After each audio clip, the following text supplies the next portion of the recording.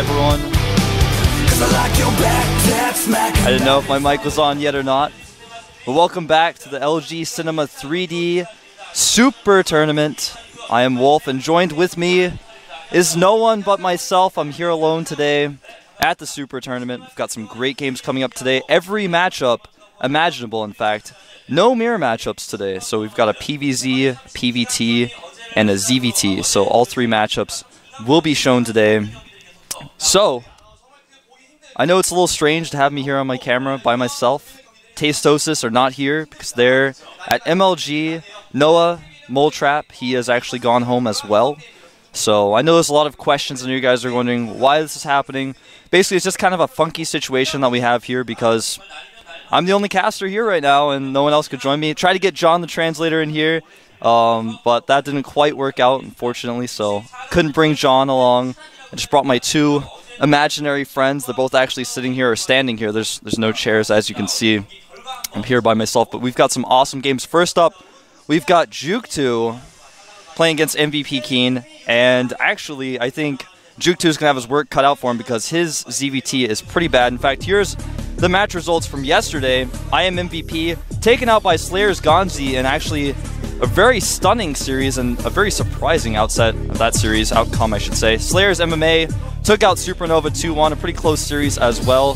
Slayer's Ryung just barely edged out MVP Violet 2-1, and Ness T took out Startail Bomber, who actually missed his flight today, 2-0 in that series. It looked pretty strong. Actually, some people might even say he crushed him in that series. So those are yesterday's match results. Three Slayers players advancing to the round of 16 yesterday. Now today's match, we've got MVP Keen versus OGS jookTo. TSL Trickster, I just spoke with him a moment ago, versus the best Foyu. MVP Genius versus Slayer's Min. Hong and Prime Wee versus TSL Revival. So a lot of variety of teams here today. In fact, 2 MVP players and 2 TSL players, but otherwise we've got pretty good variety of teams here. No team kills, not a whole lot of weird conflicts where you've got a ton of players playing on one day like we had yesterday. Just a lot of team variety. And every matchup, like I said, PVZs, 2 of them, actually 3 PVZs and a TVZ. So a lot of PVZ here today at the studio at the GSL Super Tournament.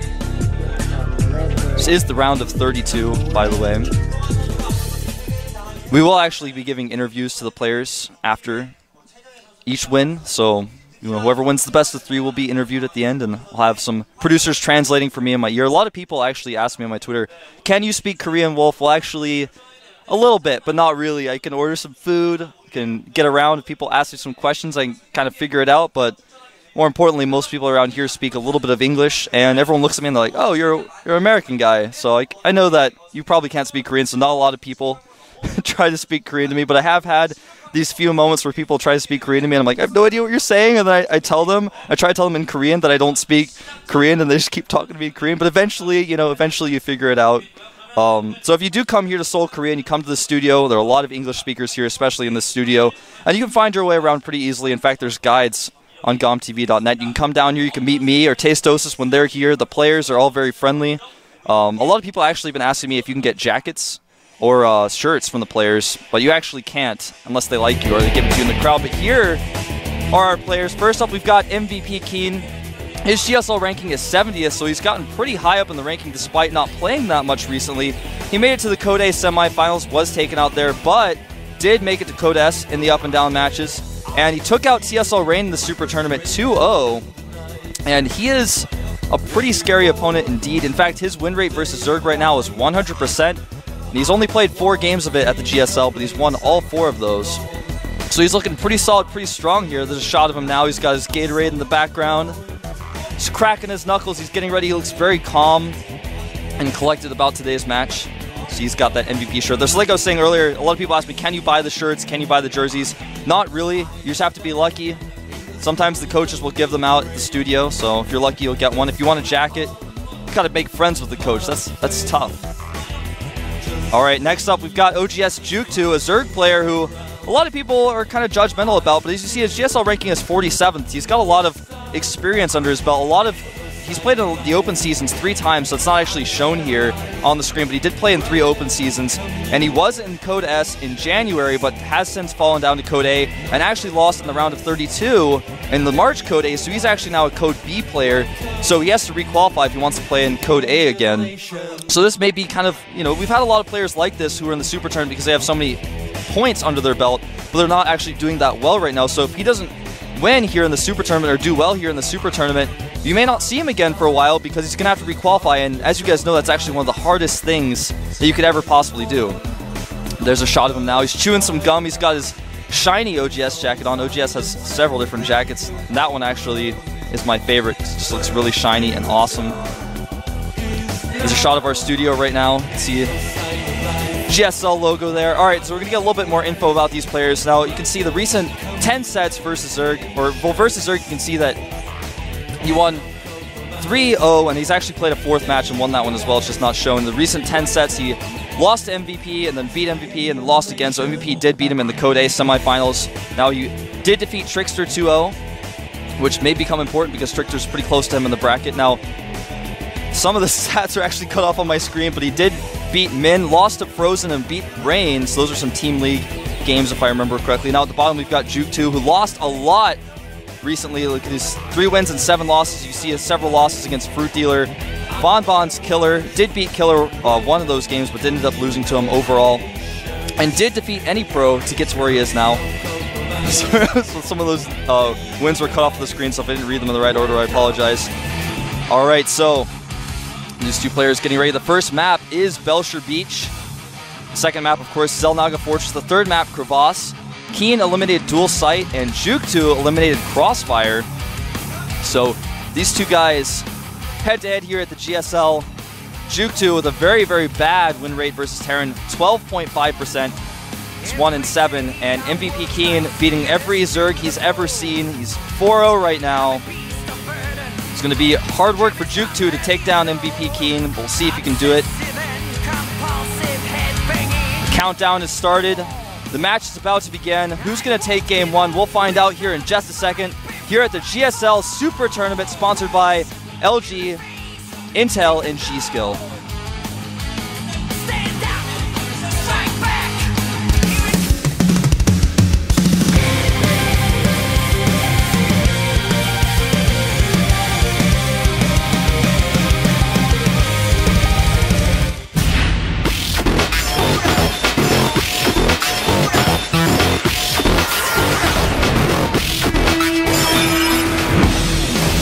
MVP King vs. OGS jookTo. Alright, over here in the red, spawning as a Terran, he is on the team MVP. Great win rate versus Zerg, he is! MVP King. My first time doing intros here at the GSL, getting used to it. Alright, over here at the top left, a player on the team OGS hasn't been doing well against Terran recently. He is. OGS jookTo. Don't have as much time as I would have thought. Alright, there's a shot of jookTo now. So, the map is Belcher Beach, which is a relatively new map for those of you guys who haven't been tuning into the GSL. The natural is actually pretty wide open, so it's relatively hard to defend. And in addition, it's actually got 2 entrances, so a Terran player on this map might struggle to hold off Baneling attacks, Zergling aggression. He has to be very careful with his building placement, has to wall off correctly. It looks like it is going to be a Speedling expand coming out from jookTo right at the start. So, these two players, let's talk a little bit about them, a little bit more. I know it's a little bit strange. I do apologize, guys. I am casting by myself, and I don't have a lot of experience with it recently. I've done a lot of stuff in the past. So bear with me as I adjust and get used to this casting alone experience. Now, scouting SCV coming out for Keen. Overlord going. Of course, there's only 2 spawning locations on this map, so pretty normal scout timings. Neither player having to scout really early to see where their opponent is. There's no sort of thought that goes into, oh, I can't do this particular build if he's not this position, because it's a 2-player map. So, as you can see, those rocks there somewhat block one of the entrances to the natural. Break those down, it's a lot easier to transverse between the two. Now Keen's going to come in here, he's going to see the spawning pool, he's going to see the gas, he's going to know immediately that it is a Speedling expand. Pretty normal Zerg opening, especially on this map. It's very wide open natural. Like I said, if you try to go hatch first and your opponent puts on 2 barracks pressure, not only is it a wide open natural, but there are only 2 spawning locations. You know where your opponent is. The rush distance on this map not that huge, so he has to be very careful. Ooh, making the factory on the high ground here. Both spawning locations do have that little high ground location at the choke point. It's kind of cool to make that factory up there. That means it can't be scouted by Zerglings or Overlord. Well, if an Overlord gets there, it can scout it, but if the Zerglings run by, unless they have vision of it, they won't be able to see. Alright, so it looks like jookTo is going to go ahead and make that hatchery. In fact, he mined about 48 extra gas, so that means that he may be thinking about following up with roaches, unless it was a mistake, but it's very unlikely. He's going to come up here, he's going to want to see this reactor, which is going to tip him off immediately. Okay, you're doing reactor Hellions. I can't see the factory, but I know you're hiding it somewhere. I know you're going to switch it. I'm sure he's practiced a lot on this map, knows that you can hide the factory up at the high ground. And here come those Zerglings now. Going forward, in fact, he does see the factory, so he's 123% sure it's going to be reactor Hellions, but Keen actually not going to lift that barracks up because he doesn't want those Zerglings to run. It's kind of an unfortunate situation for Keen because those Zerglings came at that particular timing. If he tried to switch the add-ons, the Zerglings could block that and run in. And if any of you guys out there played StarCraft 1, you know that in StarCraft 1, walling off is actually extremely difficult. And sometimes if you don't have it set up perfectly, the Zerglings are running, you just lose. Very reminiscent. That was a Terran player in StarCraft 1. You got to be very careful with your add-ons. A lot of games lost in StarCraft 1 based on when buildings were lifted. Now the Zerglings are going to try to run in. They will get in, but that's okay because there is a Hellion, but he needs to control that Hellion a little bit better. Does start microing that Hellion now. The Marine on the high ground as well, going to come and help out. And the Zerglings do see everything, and they do see a second gas. But what's most important about this is not that the Zerglings got into the base, but was that they slowed down the reactor from being made. There's one less Hellion, and you know, these sort of things, when you're doing a very specific build, very specific timings, you get that second Hellion out a little bit slower. That means you have 3 Hellions instead of 4 when your first group of Hellions comes. That's the big deal about this. Not really as so much that the Zerglings got in and saw everything, because there wasn't that much to see. Command Center is finishing up, by the way, for Keen. Hellion running around. Now, jookTo is making an Evolution Chamber, which will help him block here. He actually canceled that creep tumor, it looks like, to make sure the Hellions can't pick it off. Now, with that Spine Crawler there and the Queen, it's going to be very difficult for these Hellions to do damage. They're going to try to force it, though. May sacrifice themselves to get a few drone kills. Lair has started for jookTo. He has completely skipped the Roach Warren. Is going to completely avoid using roaches to defend against these Hellions, rather going to rely on those Queens and the Spine Crawler. Hellions trying to attack that Queen. Queen's very slow off of creep. Can be kited by Hellions, so you have to be very careful. He actually immediately switched that reactor onto the starport. That's very interesting, making a Viking and a medevac. We've seen a lot of Terran players do that recently, where they get that Viking, hold that thought, here comes some Hellions, trying to pick off a creep tumor, not able to. But as I was saying, a lot of players recently have been making that one Viking with their first medevac so they can chase Overlords away, and we've seen 3 and 4 kills sometimes with Vikings, cleaning up those Overlords. That's very frustrating for a player like jookTo because he might get supply blocked. He no longer has the vision that he needs. Stim is about halfway done. A Baneling Nest has been started for jookTo. See, there's an Overlord getting shot down now.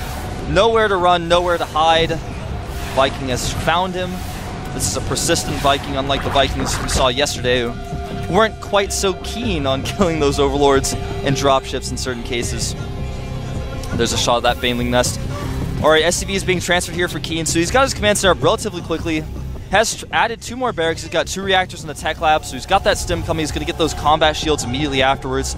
So he's kind of transitioned into a very normal build. What he doesn't have, though, as far as I can see, is a factory with a tech lab, and no, he does not. So he's just now making that tech lab on that factory. Hellion does get caught by those Zerglings. So his siege tanks are a little bit late, but he wants to go straight into those medevacs, start doing bio drops, starting to control the map with that bio, rather than playing defensively. And I kind of like this, because he knows his opponent doesn't have that many speedlings. He knows the Baneling Nest was a little bit late. And until that Spire is done, which is about halfway done, by the way, until that's done, dropships basically reign supreme in this matchup because you can't chase them with any unit except Mutalisk. You know, you're not going to make Hydras in ZVT. That's ridiculous, although we saw that the other day. All right, here's that drop. It is spotted by jookTo, so he is going to be able to force the lift. Does lose 1 Marine. Oh, he actually saved that Marine. Close call there. It's a lucky Marine. He even got all of his health back before he got in that medevac. Another drop here at the gold base. Going to try to position these Marines in such a way that Zerglings can't surround them. Trying to chase that Queen down to scan. Might want to lift those up, though, because more Zerglings are going to run in. Does lose 2 of those Marines this time. Queen wants to chase that dropship down. Baneling speed is nearly done. Siege mode is getting closer to being finished. Combat shields as well right now for MVP Keen. Viking looking for more overlords. Now, that Spire is done and 6 mutas are on the way, and once those mutas come out, you can't really use the dropship to harass as well as you'd like to. It becomes very difficult, because if your opponent spots it, not only can you not drop, but you'll lose your dropship and all of your marines. So it just makes dropships not very cost effective as a means of harass once those get out. A few Banelings being morphed in here for jookTo. Now jookTo hasn't taken a third base yet. He's just playing it very safely, very passively here, getting those mutas out, trying to control the map with those first, and I respect that decision. Looks like he may be keen on getting that gold base. He is destroying those rocks with the Zerglings. And now the mutas, see a shot of them now. They're the scariest thing you could ever see when you play against a Zerg player. They come in there and wreak havoc everywhere. Here they come, going to try to kill some of these SCVs. There is a missile turret in place, and some Marines are ready to defend, so they're going to have to get out of there pretty quick. Does get away. Forces some stims, and basically if you don't kill any SCVs with your mutas, you have to run away from missile turrets. Okay, because you kept your opponent in his base for a little bit longer. You may have forced a stim. Alright, jookTo actually going to take that top right base rather than taking the gold base immediately, but does have the option of taking the gold whenever he'd like, because it did destroy those rocks, and looks like Keen is going to push out through the center here. Does have +1 attack, as was just highlighted by our Korean observer. He's a great guy, by the way. Idea Startail legend. It's not Jay, one of our producers, as many mistakenly think. Some mutas getting caught in a funky position. Oh no, a lot of mutas getting isolated here. Wants to pick off those tanks, and now his army is kind of out of position. Those tanks can go right to that third base of jookTo. Target it down immediately. And here come some Zerglings running in here. Actually, it's a nice counterattack here by jookTo. It did, of course, lose that third base. So Baneling's coming in, running through. The SCV is pulled away, and he does kill a lot of those Marines. And in fact, the production facilities are camped now. Here comes Keen, though, running into the natural, stimming a lot of those Marines. There's not really much here to defend, but a lot of SCVs going down to these mutas. Somewhat of a base trade here, but I think that Keen definitely getting the better end of the stick here. He's killed the natural. He's going to kill that evolution chamber. There's nothing really stopping him from running into the main, taking out tech structures, whereas jookTo can't even necessarily finish off Keen. Keen can even send some of his Marines back to defend. jookTo looking like he is in so much trouble right now. Blair starting to come under fire. So many Marines, even the siege tanks guarding the entrance. Zerglings popping up, but they're coming out in so few numbers. The Marines are just targeting them down. And jookTo, so meanwhile, yeah, he's in the natural, killing that tech lab on the factory, starting to clean things up, but basically, Keen can just send some of his units back, and he'll be fine. Now, meanwhile, jookTo has taken that base over there at the right. You just got a shot of it. That is basically his only hatchery he has left, so he's not going to be revealed now, but that's the last hatchery he has left, and if Keen finds that, it's basically going to be game over. In fact, I'm looking on the map right now on my secondary screen. He's got one extractor in that hatchery. Those are the only structures he has left, excluding creep tumors, of course, which don't count. And Keen back at his main, as you can see, just got a shot of it now. He's got a lot of Marines there. He can put up missile turrets. He's in such a good defensible position that I actually don't see any possible way that jookTo can come back. Losing overlords now, and there goes that extractor. So basically, one hatchery is all he's got left. Actually, he remade a hatchery in his main. He's got a lot of minerals banked up, as you can see, about 1,500 minerals in the bank. But, you know, make it like a cringing face here for jookTo. I can't see it. I can't imagine a world in which he can come back from this. Losing all his creep tumors now. Keen just very mobile on the map. Wants to make sure the creep tumors are gone so that when he moves around, jookTo can't make hatcheries where he's not. Because with the creep tumors there, he still has vision of the center of the map. As far as supplies go, it's 99 supply right now for Keen to just 25 supply for jookTo. Trying to remake his spawning pool at this point. But like I said, I can't imagine jookTo actually coming back. Here comes the Marines stimming forward. There's just not even enough units. GG! Keen takes game one. And jookTo looking pretty sloppy in that game, I have to say. Shot of the Keen right now. MVP, of course, stands for most valuable player, as you can see on his shirt there. Genius himself actually gave me one of those shirts and got it back at the Dom house. jookTo not looking too happy with himself after that loss. But Keen, you can take a look at his face right now. He looks very calm and cool. He's not like, yeah, I beat this guy, getting super confident. He's just like, all right, got this game one. The next map is Zelnaga Fortress. I got to just concentrate on that map. prepare well. We should be able to take that game out. It's a shot of our studio. One of our producers running through. We see you. That's actually not one of our producers. I think that was the Wind, coach of OGS, trying to run through the camera, but we spotted him. He's actually not even going to drink his Gatorade. He's got that Gatorade back there, and it indeed was the Wind.